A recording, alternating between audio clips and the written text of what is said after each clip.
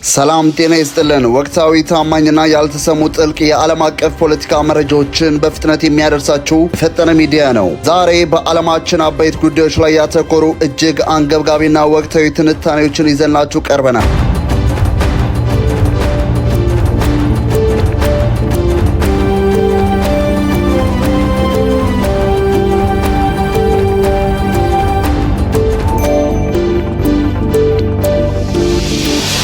በመካከለኛው ምስራቅ አዲስ የሰላም ንጋት ወይስ ጊዜያዊ ስልት? ታዋቂው የዜና አውታር አልጀዚራ በዶሃድ የሐማድ ቢን ካሊፋ ዩኒቨርሲቲ ፕሮፌሰር የሆኑትን ሱልጣን ካራባትን ዋቢ በማድረግ እንደዘገበው በአሜሪካና በኢራን መካከል አጠቃላይና ዝርዝር ጉዳዮችን የሚያካትት ድርድር ለማድረግ የሚያስችል ወሳኝ መንገድ ተከፍቷል። አሁን ላይ የተደረሰው የመጀመሪያ ስምምነት በቀጣይነት ወደ ትልቅ ድርድሮች የሚያመራና በመጨረሻም ዘላቂ የሰላም ስምምነት ሊያስገኝ የሚችል ትልቅ ተስፋ የተጣለበት መሆኑ ተገልጿል። ይህ ተስፋ ሰጪ መረጃ ይፋ የሆነው የፓኪስታን ጠቅላይ ሚኒስትር ሁለቱ ወገኖች በአንድ የመጨረሻ ሰነድ ላይ በስምምነት መድረሳቸውን በይፋ ማስታወቃቸውን ተከትሎ ነው። ፕሮፌሰር ሱልጣን ባራካት ይህንን ሁኔታ ሲያብራሩት ይህ አጋጣሚ ትልቅ ተስፋ የሚሰጥና እስካሁን በሁለቱ ሀገራት ታሪክ ከተገኙት ሁሉ የተሻለ የሰላም እድል ነው ብለውታል። ለመሆኑ ለዓመታት በወታደራዊና በዲፕሎማሲያዊ ፍጥጫ ውስጥ የቆዩት ዋሽንግተንና ቴህራን አሁን እንዴት በአንድ ጠረጴዛ ላይ ሊቀመጡ ቻሉ? እንደ ፕሮፌሰሩ ትንታኔና እንደ ዓለም አቀፍ የፖለቲካ ተመልካቾች እይታ ሁለቱንም ወገኖች ወደዚህ የድርድር ጠረጴዛ ያመጧቸው የየራሳቸው የውስጥ አስገዳጅና አንገብጋቢ ሁኔታዎች ናቸው። በአሜሪካ በኩል ፕሬዝዳንት ዶናልድ ትራምፕ በሀገር ውስጥ በትልልቅ ግንባሮች ጫና እየበረታባቸው ይገኛል። ትራምፕ በመካከለኛው ምስራቅ ጉዳይ ላይ ከሀገር ውስጥ ተቃዋሚዎቻቸውና ከህዝብ ጠንካራ የፖለቲካ ትችት እየገጠማቸው ነው። አሜሪካ በተለያዩ የዓለም ክፍሎች የምታደርገውን ቀጥተኛና በተዘዋዋሪ የምታደርገውን የገንዘብና ወታደራዊ ድጋፍ ጦርነቶች በፍጥነት ማጠናቀቅ ትፈልጋለች። ትራምፕ ይህንን ስምምነት በማሳካት በሀገር ውስጥ ያላቸውን የፖለቲካ ተቀባይነት ለማደስና ሰላም አውራጅ ሆነው ለመቅረብ ይፈልጋሉ። በሌላ በኩል የኢራን እስላማዊ ሪፐብሊክ ወደዚህ ድርድር እንድትመጣ ያደረጋት ዋነኛው ምክንያት ህልውናዋን እየተፈታተነ ያለው የኢኮኖሚ ቀውስ ነው። ኢራን በአሜሪካና በምዕራባውያን ሀገራት በተጣለባት ከባድ የኢኮኖሚ የነዳጅና የፋይናንስ ማዕቀብ ስር ረጅም ጊዜ በመቆየቷ የሀገሪቱ የገንዘብ አቅም በእጅጉ ተዳክሟል።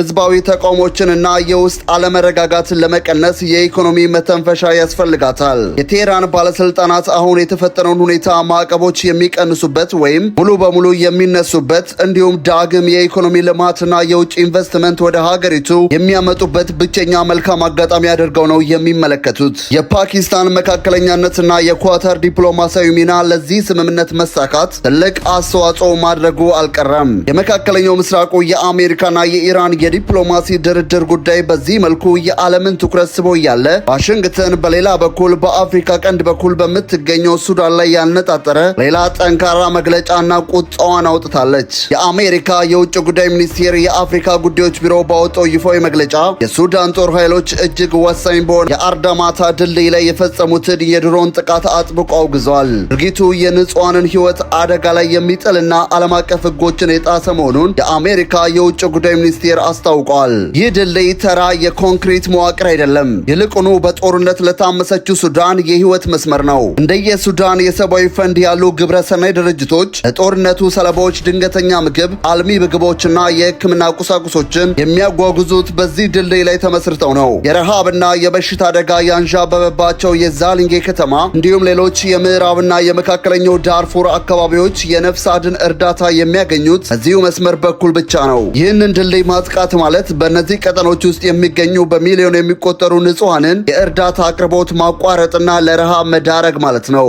ዘንድሮ በ2026 ዓመት ብቻ በአሬ የድንበር ማቋረጫ በኩል ወደ ሱዳን የገባው የሰብአዊ እርዳታ መጠን 31.3 ሚሊዮን ቶን ይገመታል። ይህ ቁጥር በሱዳን ያለው የሰብአዊ ቀውስና የእርዳታ ፈላጊው ህዝብ ቁጥር ምን ያህል የሰማይ እንደደረሰ በግልጽ ያሳያል። የአሜሪካ የውጭ ጉዳይ ሚኒስቴር ባወጣው መግለጫ ለሱዳን ተፋላሚ ኃይሎች በተለይም ለሱዳን ጦር ኃይሎችና ለፈጣን ድጋፍ ሰጪ ኃይሎች ግልጽ ማስጠንቀቂያ ያዘለ ነው። አሜሪካ በዚህ ግጭት ማንም ወገን በጦር መሳሪያ የበላይነት ሊያሸንፍ እንደማይችልና ጦርነቱ የሱዳንን ህዝብ ከማውደም ውጭ የሚያመጣ ትርፍ እንደሌለ በድጋሜ አስምራበታለች። የሲቪል ዜጎች መኖሪያዎች፣ የህክምና ተቋማትና የሰብአዊ እርዳታ ማስተላለፊያ መሰረተ ልማቶች በምንም አይነት ወታደራዊ ምክንያት ኢላማ ሊደረጉ እንደማይገባ ዋሽንግተን አሳስባለች። ይህንን ማድረግ የጦር ወንጀል ሊያስጠይቅ እንደሚችልም የፖለቲካ ተንታኞች ይናገራሉ። በሚሊዮን የሚቆጠሩ ሱዳናውያን ከሞት እንዲተርፉ ከተፈለገ ተፋላሚ ወገኖች ያለምንም ቅድመ ሁኔታ በአስቸኳይ የሰብአዊ ተኩስ አቁም ስምምነትን እንዲቀበሉና